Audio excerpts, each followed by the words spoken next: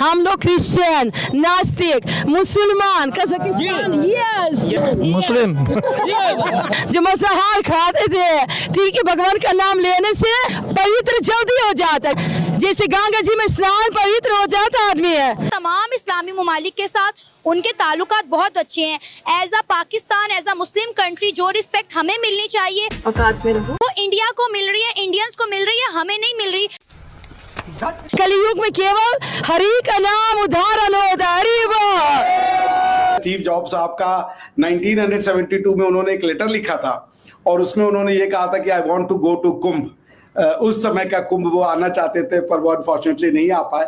और देखिए ये उनकी वाइफ आई हैं अपने हस्बैंड की विश को पूरा करने। जयशंकर साहब यूएई जा रहे हैं और उसके बाद मेरे ख्याल में ओमान भी जाएंगे। वहाँ पे इंडियन ओशन कॉन्फ्रेंस हो रही है जिसको इंडिया भी होस्ट कर रहा है वहाँ पे। अचानक ट्रम्प ये कहता है कि India should buy American defence equipment. Trump ये कहेगा कि ठीक है चलो मैं तुम्हारे ऊपर टैरिफ नहीं लगाऊंगा, लेकिन जो तुम्हारा फाइटर प्रोग्राम है उसके लिए तुम $20 अरब की डील अमेरिका के साथ करो। 500 अरब रुपया एयरक्राफ्ट एंड एरो इंजन के लिए है, 250 अरब रुपया नेवल फ्लीट के लिए। यही वो एरियाज हैं जहां पे दोनों इंडिया जो है वो काम करना चाह रहा है। भारत की जब से मोदी सरकार आई है खास तौर पे वो बड़े कंसिस्टेंटली और परसिवियरिंगली वो गल्फ की तरफ उनका रुख है।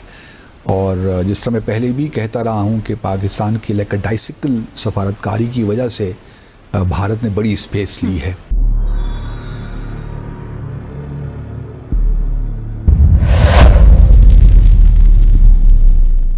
हेलो फ्रेंड्स, जय हिंद। क्रिकसेल हिंदुस्तान में आपका स्वागत है। दोस्तों आप सभी को बसंत पंचमी की ढेर सारी शुभकामनाएं। और बसंत पंचमी के दिन महाकुंभ में काफी ज्यादा श्रद्धालु दिखाई दे रहे हैं और इसके साथ साथ दुनिया भर के हर कोने से काफी सारे लोग महाकुंभ में बसंत पंचमी के दिन स्नान करने के लिए आ रहे हैं। और इसी तरह से दोस्तों अब इंडोनेशिया, कुवैत, तुर्कमेनिस्तान और उज्बेकिस्तान, कजाकिस्तान और भी अन्य मुस्लिम देशों से महाकुंभ में स्नान करने के लिए और सनातन धर्म को अपनाने के लिए लोग आ रहे हैं। अब एक वीडियो काफी ज्यादा वायरल हो रही है पूरे इंटरनेट में, जहां पर कजाकिस्तान से लोग महाकुंभ अटेंड करने के लिए आ रहे हैं और इसके साथ साथ वे अपने आप को सनातन धर्म में समर्पित भी कर रहे हैं। दोस्तों जो पाकिस्तान हर वक्त हिंदुओं को अपना दुश्मन बताता है और नफरत करता है इस्लाम के नाम पर, लेकिन अब वही पाकिस्तान के इस्लामिक ब्रदर देश भारत में आकर के भारत का सनातन कल्चर को अपना रहे हैं, खुद को सनातन में समर्पित भी कर रहे। वहीं दूसरी ओर पाकिस्तान के रहीम यार खान जिले में एक अनोखा महाकुंभ मेला आयोजित किया गया, जिसे पाकिस्तानी हिंदू समाज ने विशेष रूप से आयोजित किया है। इस महाकुंभ में शामिल हुए श्रद्धालुओं ने कहा कि वे भारत के प्रयागराज नहीं जा सकते, इसलिए उन्होंने अपने ही देश में इस धार्मिक आयोजन को करने का निर्णय लिया। आयोजन में एक पुजारी ने बताया, ये 144 साल बाद आया है और शायद ये हमारे जीवन का पहला और आखिरी महाकुंभ होगा। तो चलिए पाक मीडिया का रिएक्शन देखते हैं। अगर चैनल पर नए हैं तो प्लीज चैनल को सब्सक्राइब कर ले, वीडियो को लाइक शेयर कर दे और कमेंट सेक्शन में अपनी राय जरूर लिखे। कलयुग में केवल हरि का नाम उदाहरण होता है। जय श्री राम, हरे कृष्णा। मैडम हरि का नाम और भगवान राम का जयकारा क्या विदेशों में भी लगने लगा है? अब खूब है। हम लोग क्रिश्चियन, नास्तिक, मुसलमान, कजाकिस्तान, यस मुस्लिम मुसलमान कोई मजाक नहीं है। नास्तिक, क्रिश्चियन जो मांसाहार खाते थे, ठीक है, भगवान का नाम लेने से जैसे गंगा जी में स्नान पवित्र हो जाता आदमी है, ठीक है, तो भगवान का नाम लेने से पवित्र जल्दी हो जाता है। गंगा जी में नहाना आपको लाख बार करना पड़ता, लेकिन भगवान के नाम लेने से आप जल्दी पवित्र हो गए हैं। और पवित्र के बाद क्या होगा? मोक्ष होगा। भगवान की भक्ति हो गया, हम भगवान से जोड़ेंगे तब। हरि बोल। क्योंकि सुनिए 1 मिनट, क्योंकि हम लोग अकेले नहीं रह सकते हैं, किसी न किसी का तो सेवा करना पड़ता है। एग्री? या तो कुत्ते का सेवा, या तो डॉग सेवा, या तो गॉड सेवा, ठीक है। So we have to do some service. हम लोग ना किसी न किसी का सेवा तो करना। सनातन संस्कृति लेकर मतलब केवल नाम अपना सनातनी केवल बोलना नहीं है। सनातन मतलब जो आप गीता पढ़ेंगे, भागवत गीता, ओके, हमारा संस्था अंतर्राष्ट्रीय इस्कॉन जो मंदिर है या स्वरूप गीता सबको फ्री में बांट रहे हैं। एक दिखाता है कि भारतीय कल्चर कितना उन्नत कल्चर था कि आज से हजारों साल पहले वो इस कुंभ की जो स्नान की व्यवस्था है लॉन्गिट्यूड लैटिट्यूड के हिसाब से देखते हुए, क्योंकि कुंभ सिर्फ प्रयागराज में ही नहीं आयोजित किया जाता है, ये भारत के 3-4 अन्य शहरों में भी आयोजित किया जाता है, जैसे नासिक हो गया, हरिद्वार हो गया।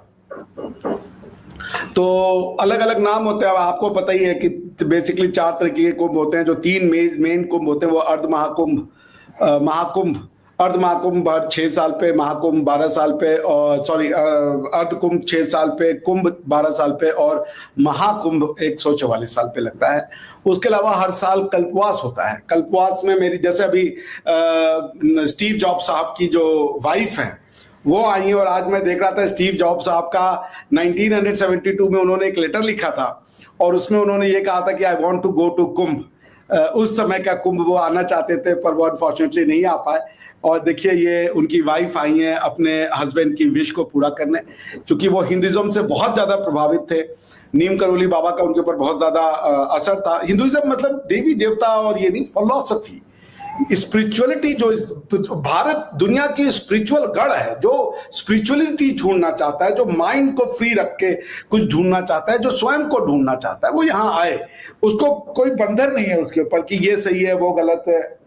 जो मन में प्रश्न है उन प्रश्नों के साथ आए, उनके प्रश्नों के ऊपर कोई प्रश्न चिन्ह नहीं लगाए जाते। भारत की जब से मोदी सरकार आई है, ख़ास तौर पे वो बड़े कंसिस्टेंटली और परसेवेरिंगली वो गल्फ़ की तरफ उनका रुख है। और जिस तरह मैं पहले भी कहता रहा हूँ कि पाकिस्तान की लैकडाइसिकल सफारतकारी की वजह से भारत ने बड़ी स्पेस ली है हमारे कॉस्ट पे। अच्छा, उसका अब ये जो जा रहे हैं जयशंकर साहब यूएई जा रहे हैं और उसके बाद मेरे ख्याल में ओमान भी जाएंगे। वहाँ पे इंडियन ओशन कॉन्फ्रेंस हो रही है जिसको इंडिया भी होस्ट कर रहा है वहाँ पे। तो वहाँ भी बहुत से लीडर्स की उनकी मुलाकात होगी।